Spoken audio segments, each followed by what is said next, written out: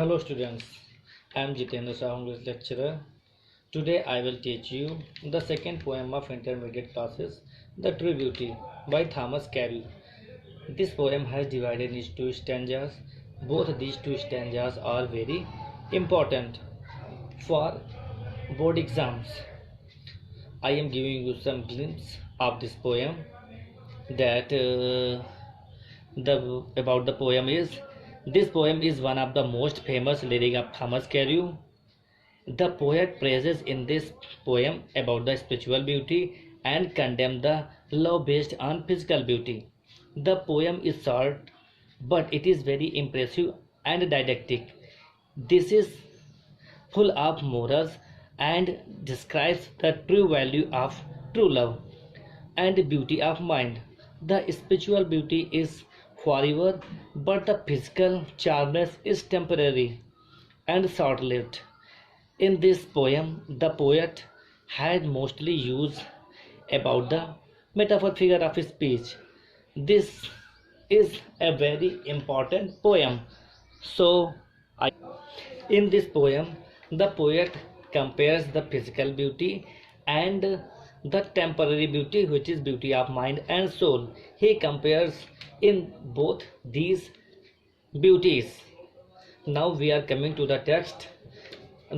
First line, he that loves a rosy cheek, he for addressing to a lover, for a beloved.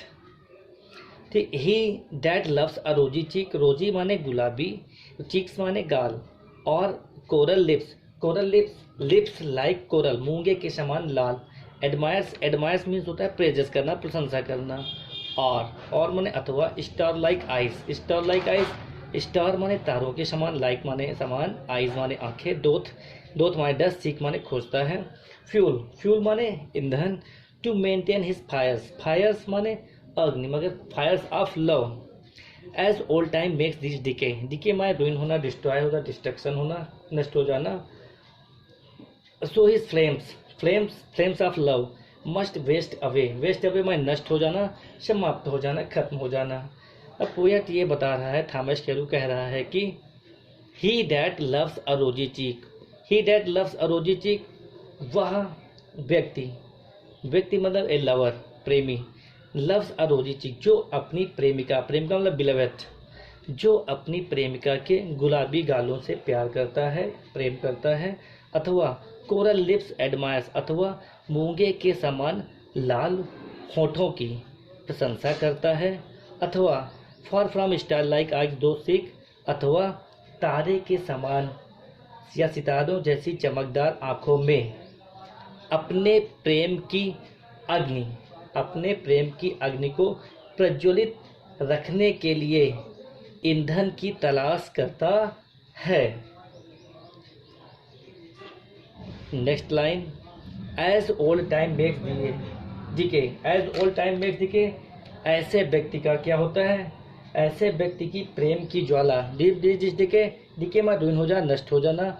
His flames है ना, decay उसकी प्रेम की ज्वाला, ऐसे व्यक्ति की प्रेम की ज्वाला उस समय नष्ट हो जाती है जब समय व्यतीत होता है और उसकी प्रेमिका का शारीरिक सौंदर्य नष्ट होने लगता है. शारीरिक सौंदर्य, beautiful eyes, star like eyes, coral lips, मूंगे के समान लाल होंठ, और रोजी चीक्स, जो ये चीज़ें हैं क्या नष्ट होने लगती हैं, तो उस प्रेमी का अपनी प्रेमिका के प्रति प्यार या स्नेह या लगाव धीरे धीरे या अवश्य ही समाप्त होने लगता है. Now we are coming to the second stanza. But a smooth and steadfast mind, smooth माने होता फ्लैट, संतुलित, स्टेडफास्ट फिर्म और दृढ़, माइंड माने मस्तिष्क, जेंटिल थॉट्स माने अच्छे विचार, एंड काम डिजायर माने शांत इच्छाएं, हर्ट्स हृदय, विद इक्वल समान, लव कंबाइंड माने मिक्स्ड माने हुआ, किंडल माने इंस्पायर प्रेरित करना, नेवर डाइंग कभी भी न समाप्त होना, फायर्स माने अग्नि, नेवर डाइंग माने परमानेंट एवरलास्टिंग स्थायी, वेयर दीज आर नॉट, जहाँ पर ये चीज़ें नहीं हैं। आई डिस्पाइज, डिस्पाइज माने हेट करना, घृणा करना। लवली चीक्स, चिक्स गुलाबी गाल, प्यारे गाल। लिप्स होंठ, एंड आइज माने आंखें। अब पोएट थॉमस कैरू यहाँ पर एक्सप्लेन कर रहा है permanent beauty which is already has in A women. अब बता रहा है but a smooth and state mind, लेकिन एक संतुलित और दृढ़ मस्तिष्क वाली महिला। जेंटल थॉट्स एंड काम डिजायर, जिसके अंदर सुंदर विचार या सभ्य विचार तथा शांत इच्छाएं होती हैं।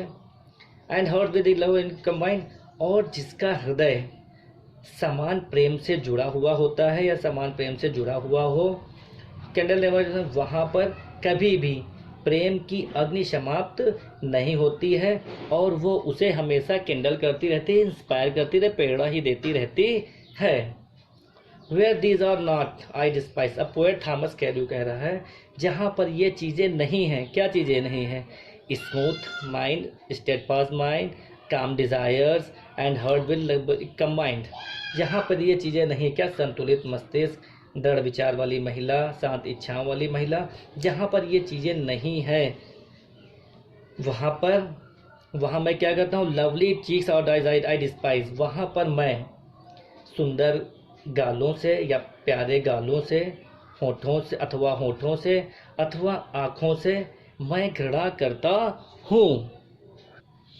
तो डियर स्टूडेंट्स, अब पोएट थॉमस कैरू यहाँ physical beauty and mental beauty या इंटरनल ब्यूटी या स्पिरिचुअल ब्यूटी की कंपैरिजन करता है, तुलना करता है कि हमें जो है फिजिकल ब्यूटी को पसंद नहीं करना चाहिए, बल्कि हमें मेंटल या इंटरनल सुंदरता को ही पसंद करना चाहिए, क्योंकि वो हमारे साथ एवर लास्टिंग रहती है, वही हमारे साथ बना रहता है, क्योंकि फिजिकल ब्यूटी थोड़े दिनों के पश्चात नष्ट हो जाती है। इसलिए पोएट कह रहा है कि हमें ब्यूटी ऑफ माइंड को ज़्यादा प्रेफर करना चाहिए और ब्यूटी ऑफ फिजिक हमें ज़्यादा पसंद नहीं करना चाहिए।